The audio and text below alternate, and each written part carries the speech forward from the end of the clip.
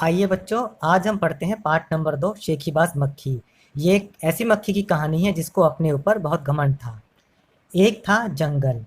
उस जंगल में एक शेर भोजन करके आराम कर रहा था। इतने में एक मक्खी उड़ती उड़ती वहां आ पहुंची। शेर ने 2-3 दिनों से स्नान नहीं किया था। स्नान का मतलब होता है नहाना। इसलिए मक्खी शेर के कान के एकदम पास भिन भिन भिन करने लगी। शेर को बहुत मुश्किल से नींद आई थी। उसने पंजा उठाया, मक्खी उड़ गई। लेकिन फिर से शेर के कान के पास भिन भिन शुरू हो गई। अब शेर को गुस्सा आया। वह दहाड़ा, अरे मक्खी दूर हट, वरना तुझे अभी जान से मार डालूंगा। मक्खी ने धीरे से कहा, छी छी, जंगल के राजा के मुंह से ऐसी भाषा कहीं शोभा देती है। शेर का गुस्सा बढ़ गया। उसने कहा, एक तो मुझे सोने नहीं देती, ऊपर से मेरे सामने जवाब देती है। चुप हो जा, वरना अभी। मक्खी बोली, वरना क्या कर लोगे? मैं क्या तुमसे डर जाऊंगी? मैं तो तुमसे भी लड़ सकती हूँ। हिम्मत हो तो आ जाओ। शेर आग बबूला हो उठा। उसने कान के पास पंजा मारा। मक्खी तो उड़ गई, पर कान जरा छिल गया। मक्खी उड़कर शेर की नाक पर बैठी तो उसने मक्खी को फिर पंजा मारा। मक्खी उड़ गई। अब की बार शेर की नाक छिल गई।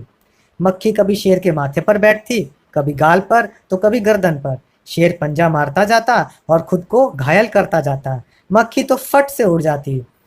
अंत में शेर ऊब गया, थक गया। वह बोला, मक्खी बहन, अब मुझे छोड़ो। मैं हारा और तुम जीती, बस। मक्खी घमंड में चूर होकर उड़ती उड़ती आगे बढ़ी। सामने एक हाथी मिला। मक्खी ने कहा, अरे हाथी, मुझे प्रणाम कर। मैंने जंगल के राजा शेर को हराया है, इसलिए जंगल में अब मेरा राज चलेगा। हाथी ने सोचा, इस पागल मक्खी से बहस करने में समय कौन बर्बाद करे। हाथी ने सूंड ऊपर उठाकर मक्खी को प्रणाम किया और आगे बढ़ गया। सामने से आ रही लोमड़ी ने यह सब देखा। लोमड़ी मंद मंद मुस्कुराने लगी। मंद मंद का मतलब होता है धीरे धीरे।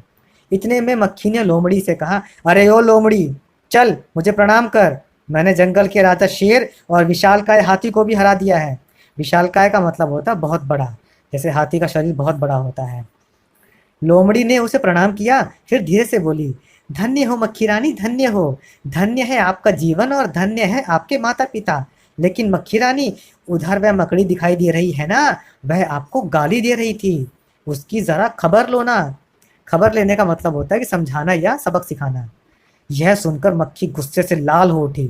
मक्खी बोली, उस मकड़ी को तो मैं चुटकी बजाते खत्म कर देती हूँ। यह कहते हुए मक्खी मकड़ी की तरफ झपटी और मकड़ी के जाले में फंस गई। मक्खी जाले से छूटने की ज्यों-ज्यों कोशिश करती गई, त्यों-त्यों और भी अधिक फंसती गई। अंत में वह थक गई, हार गई। यह देखकर लोमड़ी मंद-मंद मुस्कुराती हुई वहां से चलती बनी। आइए अब हम इस कहानी के प्रश्नोत्तर कर लेते हैं।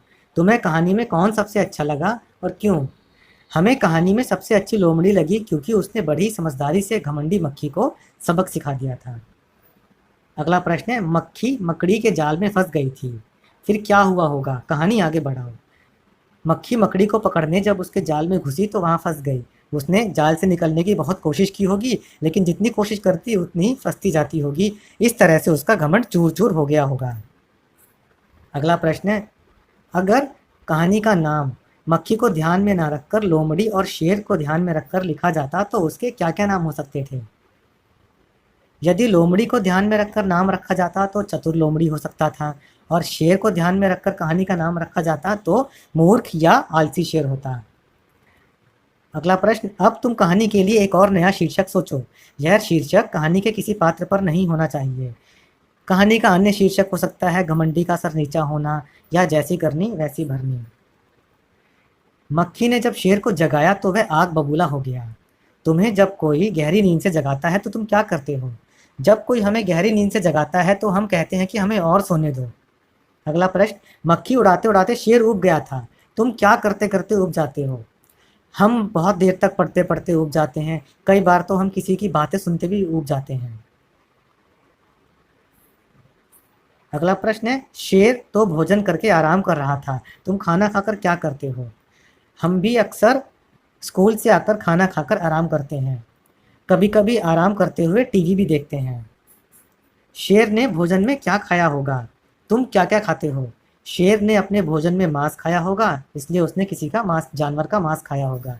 हम दाल चावल सब्जी रोटी खाते हैं। अगले प्रश्न पे आते हैं। कहानी के हिसाब से बताओ। घमंडी, घमंडी कौन था? घमंडी थी मक्खी। चतुर कौन था? लोमड़ी। समझदार कौन था? हाथी।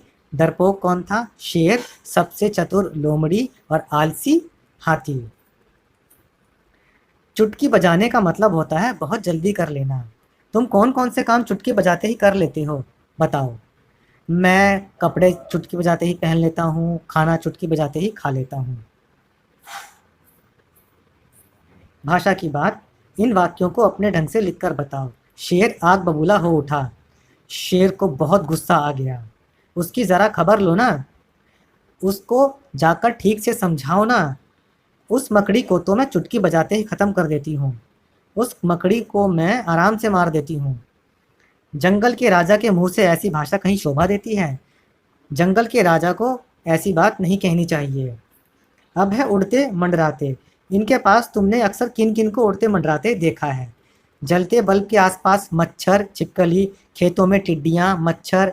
इकट्ठे पानी के ऊपर मच्छर, मक्खी। फूलों पर भंवरें, तितलियाँ। कचरे के ढेर पर मच्छर और मक्खियाँ। हलवाई की मिठाइयों पर मक्खियाँ और मधुमक्खियाँ।